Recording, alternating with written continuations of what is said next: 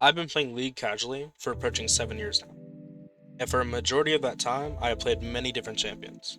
But the one I played the most was Rek'sai. Aesthetically, she is my favorite character in the whole catalog of champions. I played Rek'Sai because I liked Rek'Sai's playstyle, design, and vibe. Back when the items were initially changed, when all the mythic items were implemented, Prowler's Claw was introduced, and that became really defining for Rek'Sai as a character. And because of this, Riot designed Rek'Sai around Prowler's Claw, and it really warped her playstyle. They eventually realized this was a problem, and they had to remove the active of the item to change counterplay for Rek'Sai and Renekton and other champions. But obviously, it hit champions like Rek'Sai and Renekton the hardest. But that leads us up to the point where they changed the functionality of Prowler's Claw, crippling the Rek'Sai I had known for the past 2 years. However, even in the patch where they got rid of the Prowler's Claw I had known for so long, and before they even implemented any of the buffs they were planning on, I still played Rek'Sai constantly because I liked Rek'Sai and I liked how she felt, how she played. Because I like the champion for the aesthetics, like I said, not because she's strong. Riot decided to buff Rek'Sai because of Prowler's Claw. And I do agree with them in that sense, that they should have done that, because the champion wasn't really played too much anyways. But she was very strong with Prowler, so they definitely needed to get rid of the item. I definitely agree with their stance on all of that. So they gave her a bunch of really large buffs, and it really propelled her forward as a champion. But now, the champion I played a lot, that I enjoyed a lot, that I actually got pleasure from playing in low elo, now that they buffed this champion, everyone started playing her. Because she was really strong. They did some very substantial buffs to the champion, and she was very strong for quite some time. I'm actually surprised how long she was so strong. But they also made it so everyone started banning her and picking her. Even though they didn't really care about the champion, they just picked her because, oh, it's the new jungle fad. Oh, J4 is strong? We're gonna pick J4. Oh, Hecarim's strong? We're gonna pick Hecarim. Oh, Elise is strong. Oh, Lee Sin's strong. Whatever. I don't care. Like, it could be anything, right? And she just happened to be the next one. So a bunch of people started playing her. I don't like that because I'm an OTP. I don't like that. But I can understand why people were playing her because she was strong. Why people were banning her because she was strong. And that it is what it is, right? One of my main issues is that this character has, I want to say, not much in terms of, if you're an OTP, you have good skill expression, right? If you're a Z OTP, you know a bunch of different little tricks. If you're a Yasuo OTP, same thing, right? And I feel like Rek'Sai doesn't have that many of those compared to other champions, right? Now, she has a few that are very unique to her, especially when it comes to her tunnel. But they changed one of her mechanics. I don't know if it was a mechanic or if it was a bug, but it was something I used quite frequently. On the old Rek'Sai, I'm just going to say patch 13.11 and prior to that, if you pressed W, the range would be longer than the manual click of W. I think that was a very bad thing, in my personal opinion. As an OTP, I think it was a very bad thing to change that, because it made the champion a lot easier to play. It was a lot easier just to point click on somebody instead of, knowing this trick and making it so if there are no minions nearby or, no jungle camps nearby, you can use this trick on them. That was one thing. The passive heal, I like that a lot. I definitely agree with that a lot. It was very strong, and I am glad that they nerfed it a little bit, but giving her another scaling outside of bonus AD was desperately needed. And I'm very glad that they changed the two main abilities, her Q and her E, above ground. They changed it to total AD, and I'm very happy for that. But now we're in the situation where Rek'Sai, she's really strong. They made her slightly easier to play, and she's tankier, and all these other things. And now there's Stride Breaker, which incentivizes her to build health. So there's not this high risk, high reward playstyle anymore. There's this you're a lot safer playstyle now because you have your giant heal and then you have Stridebreaker, which gives you tanky stats, and it's very, very good to play with. It feels very nice to play with, and so the champion just exploded in strength. I would say that's what I would call it, and a lot of people started playing her, right? You know, okay, she's 54%. Okay, boom, nerf.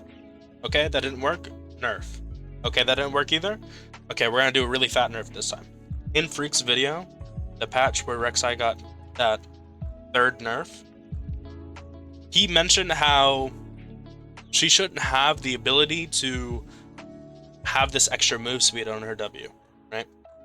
How she should really be playing into her E strength, you know, her tunnel strength. My problem with that, with her playing into her tunnel strength instead of her move speed strength, why did you take it all out of the move speed? Why did you take 10 to 15 move speed away from Rek'sai? That's insane. That's a lot of move speed. Plus, you know, healing and damage. I mean, the damage is pretty negligible, but it still hurts early. On an early game focused champion, you took away early damage. You took away scaling for health, and you took away move speed. And you gave compensation 80 damage late game on Burrow. That's a joke to me. They've constantly nerfed tunnel, because tunnel first, max first, used to be very, very viable. You would put 3 points into Q and then max E. I believe Katarina did that at one point, or something like that. But you put enough into your Q where it was meaningful, and you put it into your E because of the insane utility with the ability. When you level up E, right, you get more damage on your above ground E. You get a lower cooldown on your tunnel, right? But you also get a shorter cooldown on your reuse tunnel. So that is a lot of value. But they've steadily nerfed the ability, slightly nerfed the ability over time, right? So you've pushed away the strength of tunnel, right? But now you want to talk about using tunnel like as a priority, like having tunnel as your main, you know, one of your main strengths, and not having move speed as one of your main strengths. But you just take away the move speed. You don't compensate in any way. You don't give like, you know, 2 seconds back or 3 seconds back, or, you know, a little more damage on E or anything like that. I don't really care about the E damage.